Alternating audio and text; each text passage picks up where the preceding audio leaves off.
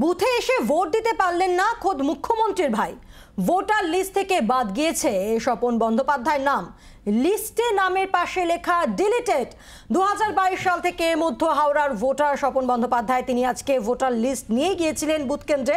তবে ভোট না দিয়েই ফিরে আসতে হয়েছে তাকে, কারণ ভোটার লিস্টে ডিলিটেড লেখা।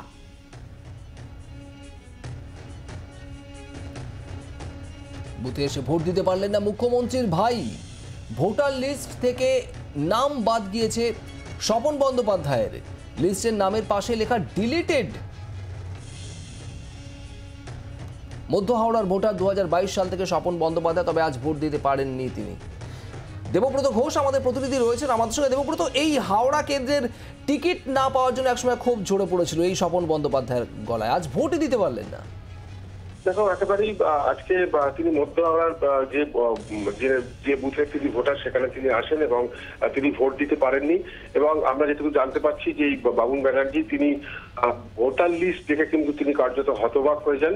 তিনি যেটা জানতে পারেননি যে তার ভোটার লিস্টের নাম থাকলেও সেখানে ডিলিটেড লেখা রয়েছে, অর্থাৎ নাম বাদ গেছে। কিন্তু কেন বাদ গেল, কি কারণে বাদ গেল, এই বিষয়ে তিনি বিস্তারিত জানতে পারেননি এবং সংশ্লিষ্ট কর্তৃপক্ষের কাছে তিনি বিষয়টি জানতে চান। এবং পাশাপাশি তিনি হাওড়া জেলা প্রশাসন এবং নির্বাচন কমিশনে অভিযোগ জানিয়েছেন বলে আমরা সূত্র মারফত জানতে পারছি। এবং কেন এই ঘটনা ঘটলো সেটা এখনো পর্যন্ত পরিষ্কার নয়। তবে শেষমেশ আমরা যেটা জানতে পারছি যে তিনি ভোট না দিয়ে ফিরে যান। বাংলার আওয়াজ, বাঙালির আবেগ, জি 24 ঘন্টা।